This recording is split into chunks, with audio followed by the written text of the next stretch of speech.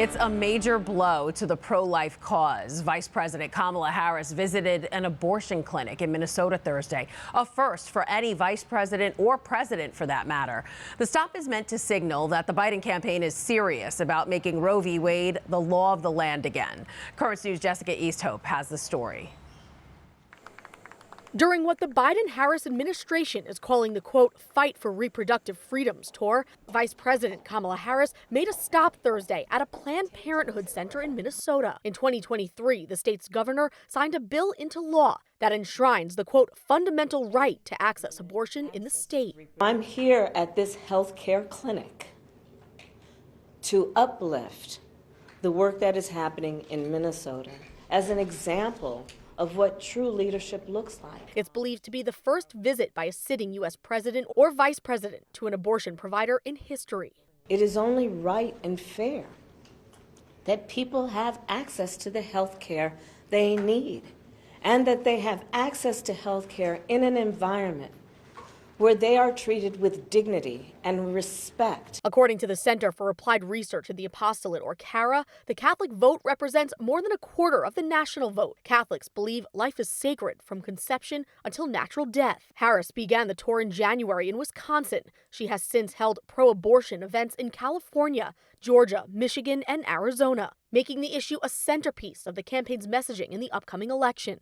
About half of registered voters in the United States say this year's election will have a, quote, major impact on access to abortion. And about 1 in 8 voters say abortion is the most important issue driving them to the ballot box. Jessica Easthope, Currents News. Joining us now to talk more about the vice president's visit is the national correspondent for the Tablet and Crux, John Lavenberg. Hi, John. Hi, Christine. So, John, a lot of people want to know, what does the church think about this visit? You know, what are Catholics saying? What are the bishops saying? Yeah, so I actually got a statement from Bishop Michael Burbidge, the U.S. Bishop's pro-life chair, earlier today. And regarding the vice president's visit, he said he is distressed about it, that she would take this visit to an abortion clinic, and encouraged her instead. She said she should have visited a pro-life clinic to see all the services they do to help life in their work. And we also have a statement from the Minnesota Catholic Conference. Here's what they said. Vice President Harris is here to celebrate that Minnesota is one of the most permissive places for abortion anywhere in the world.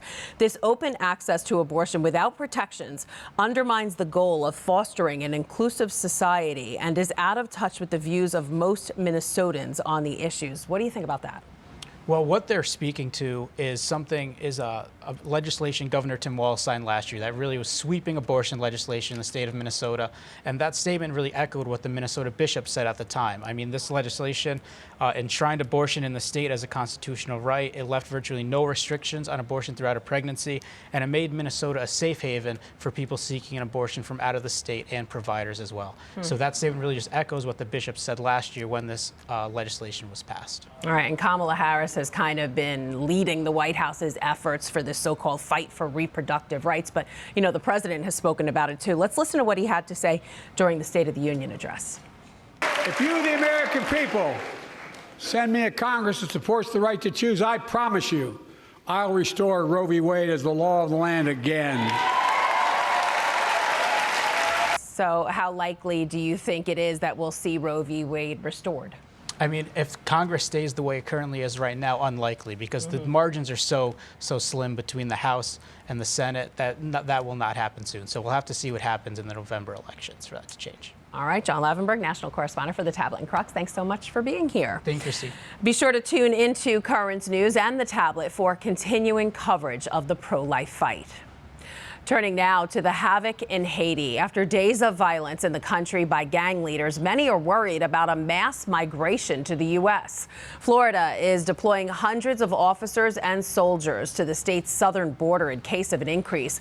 But Miami Archbishop Thomas Wensky says Haitians are not an invasive species and they should not be treated as such.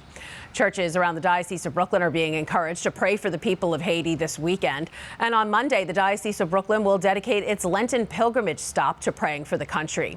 Just go to Holy Innocents Church. That's at 279 East 17th Street in Brooklyn.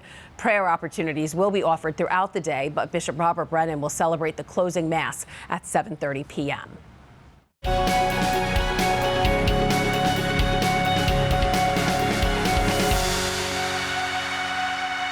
Speaking of that Lenten pilgrimage, the latest stop for Bishop Robert Brennan and the other pilgrims included listening to the young singers at St. Patrick's in Bay Ridge.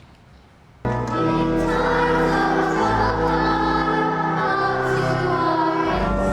Wednesday, St. Patrick's students attended a Mass and Stations of the Cross. Afterwards, pilgrims were invited to pray in front of the Blessed Sacrament. To see all the stops the pilgrims will make, just download the Lenten Pilgrimage app. All you have to do is search Lenten Pilgrimage on the app or Google Play Store. And if you can't be there in person, the app helps you there too. You can join the prayer community right from the palm of your hand. You can also attend a performance of a Pulitzer Prize-winning composition at the Co-Cathedral of St. Joseph in Brooklyn. And the darkness.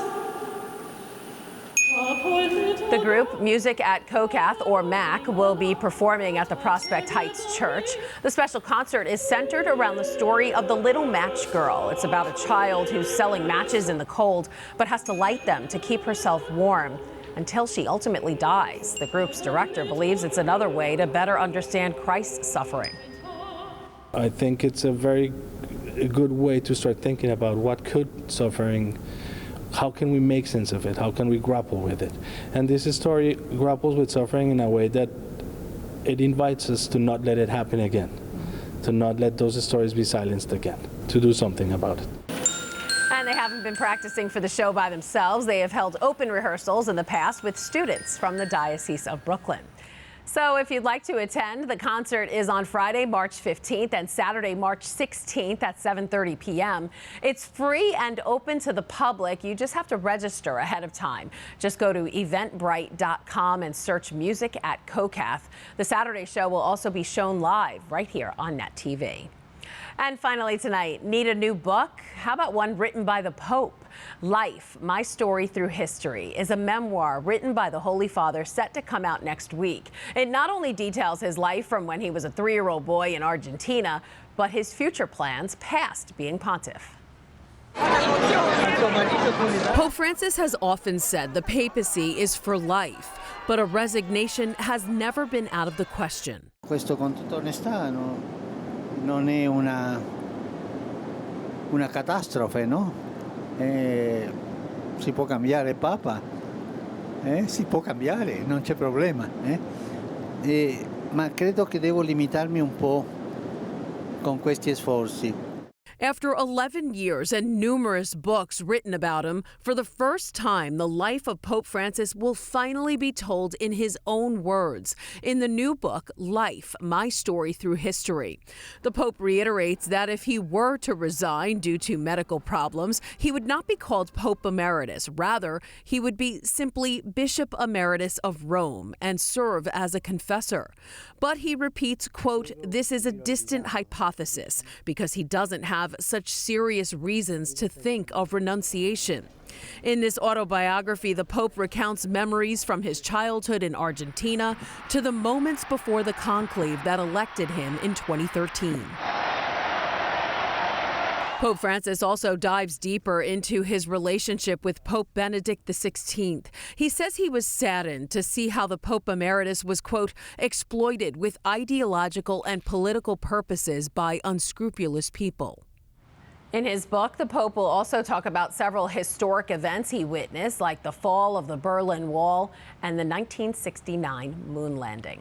Pope Francis's book, Life, My Story Through History, will be released on March 19th, but you can pre-order it now wherever books are sold.